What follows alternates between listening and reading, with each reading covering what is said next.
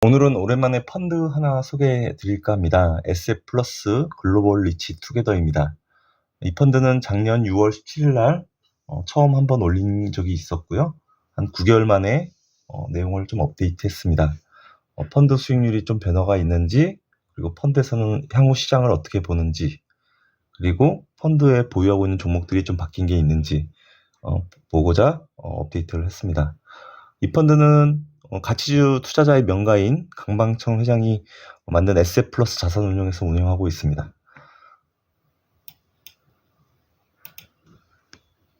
글로벌 리치 투게더는 운용 전략은 가장 기본적인 거는 이건 것 같아요.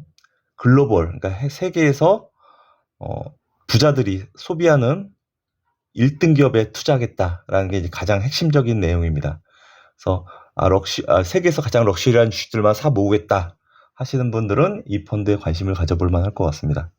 그래서 내용을 보면 인류의 생산성을 높이는 혁신 활동과 이를 통해 탄생한 부자들의 고부가 소비 활동을 하는 기업. 그러니까 이거를 크게 두 분류로 하면 혁신 활동을 하는 기업과 고부가 소비재를 만드는 기업에 투자하겠다는 내용입니다. 투자 설명서에 들어가서 더 자세히 보면 기본적으로 생산성 향상에 기여하는 혁신 기업, 그 다음에 고차원의 소비 문화를 주도하는 고부가 소비재 기업, 이 두 가지로 분류를 하고 있고요. 대표적으로 보시면 혁신 기업은 이제 새로운 비즈니스 모델을 통해서 새로운 가치를 창출하는 기업, 그 다음에 고차원의 소비 문화를 주도하는 고부가 기업으로는 높은 브랜드 인지도를 가지고 있는 정통성 있는 기업. 뒤에 보시겠지만 대표적으로 이게 테슬라 같은 회사가 될 것 같고요. 이런 회사들은 뭐 루이비통 같은 회사가 될 것 같습니다. 그래서 어디에 투자하는지 내용을 보면 주식 비중이 약 88%고요. 전체에서. 그다음에 여러 나라 중에서 이제 미국 비중이 가장 높습니다. 52.64%, 프랑스 9.65%, 그리고 한국도 9.5% 이상 투자하고 있습니다. 그다음 네덜란드, 덴마크 등의 국가 배분이 되어 있고요. 주식으로는 뭐 테슬라, 루이비통, 노보 노르디스크, 그다음에 애플, 페이스북 등 요거를 보유 주식을 좀 더 자세히 보겠습니다. 그래서 쭉 보면 테슬라 3.42%, 루이비통 2.97%, 노보 노르디스크 2.92%, 애플 2.71%, 페이스북 2.71%, 알파벳, 마이크로소프트, 에르메스, 그전 제약사죠. 프라다 뭐 등등등. 그래서 요거 노보 노르디스크가 뭔지 잘 몰라서 검색을 해보니까 덴마크계 다국적 제약사라고 합니다. 특히 당뇨병 약으로 유명하다고 합니다. 작년 6월 17일 날 했을 때는 에어버스, 그다음에 알파벳, 아마존 등이 있었는데요. 요게 좀 순위가 많이 밀렸습니다. 에르메스도 순위가 많이 낮겠죠. 하지만 비중들은 더 늘어난 것 같습니다. 그래서 이걸로 봤을 때는 종목 분산이 좀 더 일어난 게 아닌가 생각이 됩니다. 수익률입니다. 펀드 할 때 당연히 수익률 많이 보죠. 일단 최근 3개월 수익률은 15.68%입니다. 이게 3월 말 기준이기 때문에 실적으로 올해 수익률입니다. 그래서 올해 시장 수익률 종목들하고 비교하면 좋을 것 같고요. 최근 1년은 마이너스 10.21%, 최근 3년은 플러스 45.29%가 됩니다. 시장하고 비교해보면 2022년도 작년 기준으로 보면 이 하늘색이 펀드 수익률인데 코스피 200이 이 파란색보다 계속 수익률이 부진했던 것으로 보이고요. 대신에 올해 들어와서 최근에 역전을 하면서 시장 대신 아웃퍼폼을 하고 있는 것으로 보입니다.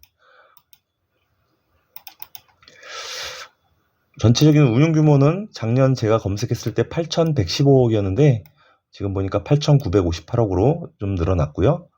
수익률도 284%였는데 설정일 기준 이후에 지금 327%로 수익률은 작년보다 9개월 정도 지났는데 좋아진 것 같습니다. 327%를 2008년도 이후로 해서 약 15년 정도인데요. 이걸 연평균으로 복리 계산해보면 연평균으로 약 10% 정도 수익이 난 것으로 보입니다. 참고로 볼만한 것 중에 하나가 이제 펀드에서 제시하고 있는 펀드 설명서가 아니죠. 운용 보고서가 한 분기별로 한 번씩 나오는데 SF+에서 나오고 있는 글로벌 리치 투게더와 관련된 운영 보고서상에 올해 1월 6일 날 나왔던 내용입니다. 일단 뭐 미국 금리 인상과 관련해서는 어쨌든 비교적 완화된 인플레이션 데이터와 금리발 충격을 일부 고려하여 일단 좀 완화되고 있는 분위기다라고 얘기하고 있고요. 당사가 보고 있는 쪽은 특히 시장 조정으로 인해서 저평가 매력도가 높아진 IT 플랫폼 기업과 그다음에 여행 서비스 관련 기업들이 좀 좋아 보인다라고 얘기하고 있습니다. 특히 최근 3년 동안 지속되고 있는 게 이제 코로나19, 미중 간 무역 전쟁, 러시아 우크라이나 전쟁인데요. 이로 인해서 수요 공급의 불균형이 일어났고 인적 교류도 무질서해진 상황이라서 비대면 분야가 좀 집중됐다. 하지만 올해는 좀 정상화되면서 비대면에서 대면으로 일정 부분 정상화될 것으로 보이기 때문에 여기에 대한 균형점이 일어날 것 같다라고 얘기를 하고 있습니다. 그래서 참고 삼아 볼만한 내용이라서 언급해드립니다. 이 펀드에 투자하면 수수료가 나가겠죠. 펀드 수수료는 일반적으로 증권사 창구로 가서 하면 C형 같은 경우는 2.05%고요.